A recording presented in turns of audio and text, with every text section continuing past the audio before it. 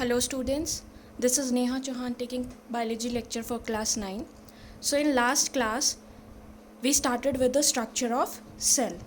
In that I told you all the cells have three main regions. The plasma membrane, also known as cell membrane, then the nucleus and the cytoplasm. We started with the topic plasma membrane. In that I told you it is the outermost covering of the cell. Also, it is selectively permeable and flexible, and it is made up of lipid and proteins, and the detailed structure can be seen only under electron microscopes. And after that, we discussed about osmosis and diffusion. In diffusion, I told you that substances move from their high concentration to low concentration, that is diffusion. And then we started with the osmosis. In osmosis, I told you it is diffusion only, but you can say it is special type of diffusion in which water moves from its high concentration to low concentration, or you can say from less concentrated hypotonic solution to more concentrated hypertonic solution across the selectively permeable membrane. So we had taken this setup, and both A and B chambers have equal amount of water, but the amount of solute, that is salt, added is more in chamber A and less in chamber B. So chamber A, which it has 2 teaspoons of salt, so it is more concentrated solution as compared to chamber B, which has only 1 teaspoon of salt. And for more concentrated solution, I use the term hypertonic solution, and for the less one, I used the term hypotonic solution. These two, I told you, are actually relative terms. We can't use this term for just one solution lying there. We use it, this is hypotonic with respect to this one, and this is hypertonic or more concentrated with respect to this one. And I told you, more the amount of solute, the salt, the more H2O water molecules will be interacting with it. So less free water molecules, or you can say less water concentration. When I say less water concentration, I am concerned only with the free water molecules. Okay, and here this side, less solute is there, only 1 teaspoon of salt, so less water molecules are interacting with it, or you can say more free water molecules are there, so more concentration. And according to the principle of osmosis, the water will diffuse from its high concentration to low concentration, or you can say from hypotonic to hypertonic solution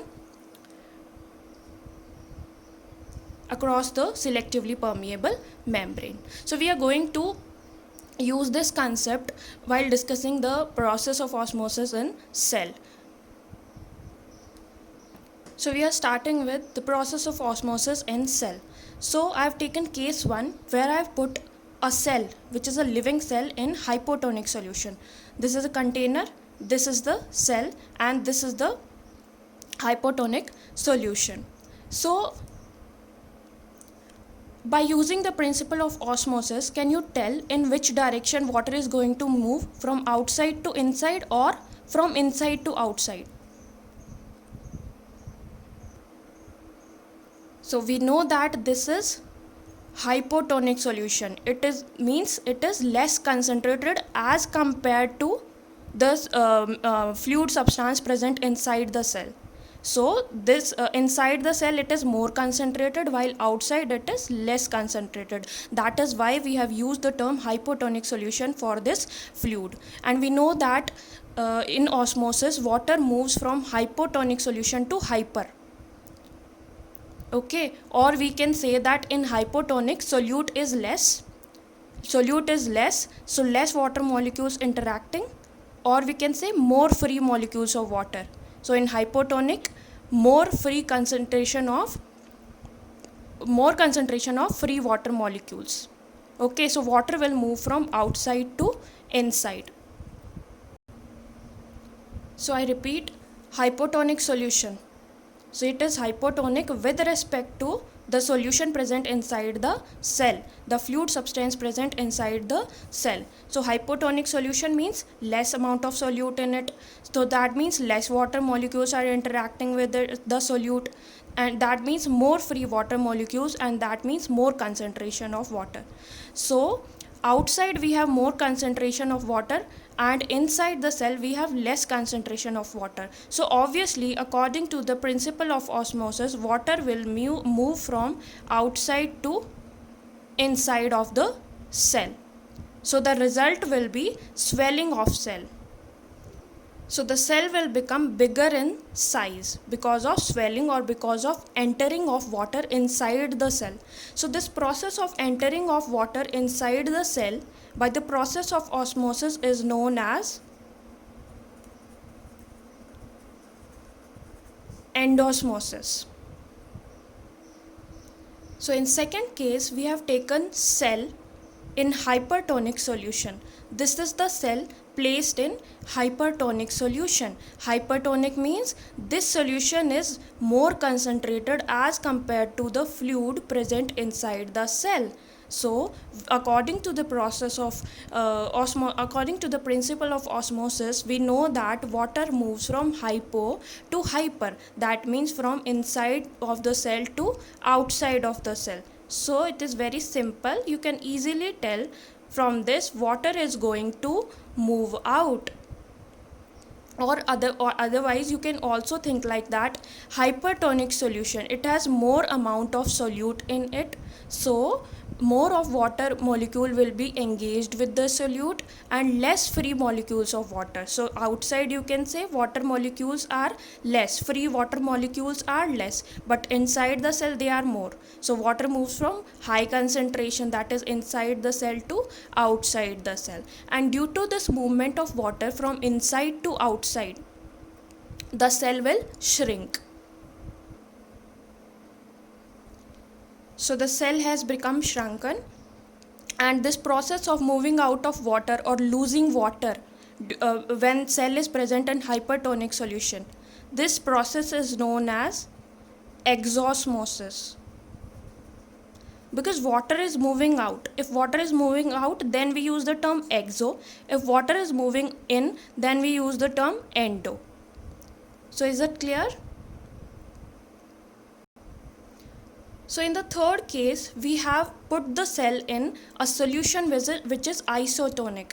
Iso means same.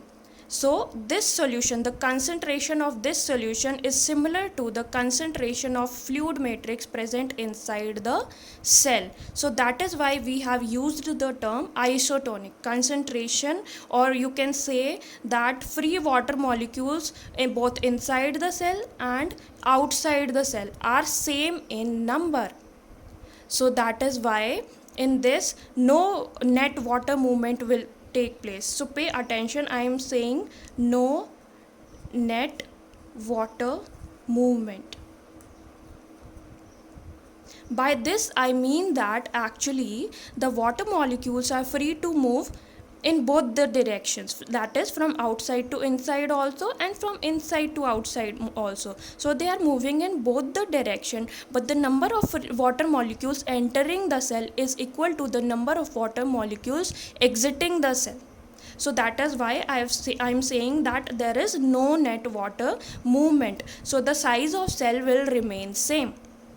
In the previous case, when we have put the cell in hypertonic solution, in that the number of molecules of water moving out are actually more as compared to the water moving in. So here also water is moving in both direction, but the number of water molecules moving out are actually more. So here also we will use the term net. The net water movement is from inside to outside, and in the first case also, and water is moving in both the directions, but the amount of water molecules entering the cell are actually more as compared to the water molecules leaving the cell. So that is why the net water movement is from outside to inside. Okay, so is it clear? You just have to remember two key principles, that is water will move from hypo to hypertonic solution, or from more concentrate, or from the region of high concentration of water molecules to the region of low concentration of water molecules. And remember that by concentration of water molecules here, I mean the concentration of free water molecules. And also remember that actually the movement of water is in both the directions. We are actually considering the net water movement. So you have understood this.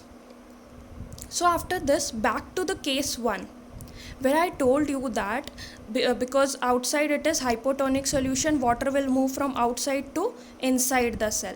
So continuously when water is moving inside the cell will swell. The cell will swell. And it may also burst because of excessive swelling. But this is not the case with plant cell. So this bursting after swelling can happen only in the animal cell, but not in the plant cells, because in plant cell one more extra layer is present outside the plasma membrane, and that layer is called as cell wall. So let us discuss about that.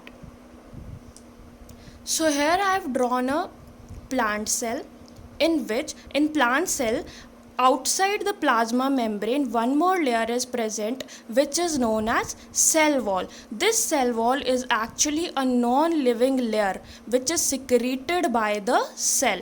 So this layer is actually secreted by this cell for extra protection, and it is made up of cellulose. This layer is made up of cellulose, and it is a non-living layer. We are calling it a non-living layer because it is made up of cellulose. And this cell wall, unlike plasma membrane, is not selectively permeable, rather it is freely permeable. The molecules, according to their sizes, can easily pass through this cell wall. So apart from being present in plants, it is also present in fungi and bacteria. So it is the outermost layer of the plant cell or fungi cell or bacteria cell. So if you are asked which layer is present, which layer is the outermost layer in animal cell, then you will say it is plasma membrane. And if you are asked which is the outermost layer in plant cell, then you will say it is cell wall. Okay. And one more thing, you remember that Robert Hooke observed cork under his microscope? This honeycomb like structure he observed, these were actually cell wall. So these were actually the cell walls, because the cells were dead. All the internal matter, including plasma membrane and all the organelles and cytoplasm, had dried up, and only the cell wall were present. So the whatever Robert Hooke observed under his slide, they were actually dead cell. They were actually only the cell wall. So now back to the case 1, where we had put the cell in hypotonic solution. In that, I told you that water will move from outside to inside the cell, and as a result of that, the cell will swell, and by excessive swelling, the cell may burst. But this is not the case with the plant cell because of the rigid cell wall present outside it. So the animal cell may burst when kept in hypotonic solution, but the plant cell will not burst because it has a rigid cell wall present outside it. Clear? So now back to case 3, in which we had put the cell in hypertonic solution. So in that, we observed that water moves out of the cell.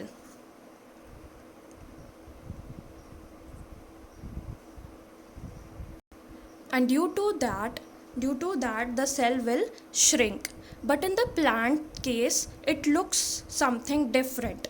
Because the cell wall is rigid, it remains at its own place, while all other contents of the cell, including plasma membrane, cytoplasm, and the nucleus, all these materials start to move away from the cell wall. This type of cell is known as plasmolysed cell, and the process is known as plasmolysis. So you can define plasmolysis as the process of contraction of the or moving away of the contents of the cell, contents of a plant cell due to loss of water is known as plasmolysis. So I hope you have understood the difference between the plant cell and animal cell here. In the hypotonic solution, both will gain water, both are going to gain water, but the animal cell will swell, and due to excessive swelling it may burst. It may burst if there is excessive swelling, but plant cell does not get burst because of the presence of cell wall.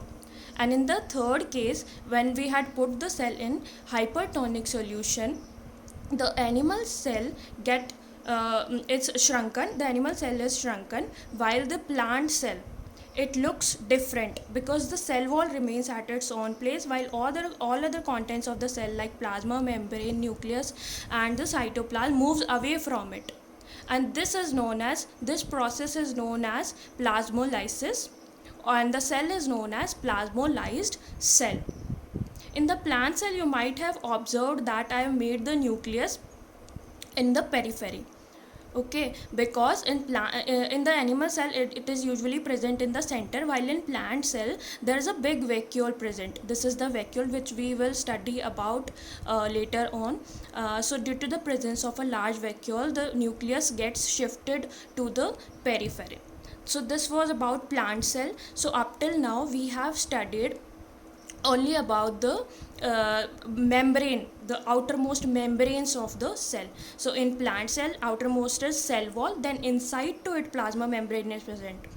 But in animal cell, only one layer, one membrane is present, that is only plasma membrane. And we know the function of both these membranes. In both of them, only plasma membrane is selectively permeable, while cell wall is only it is not selectively permeable, it is freely permeable.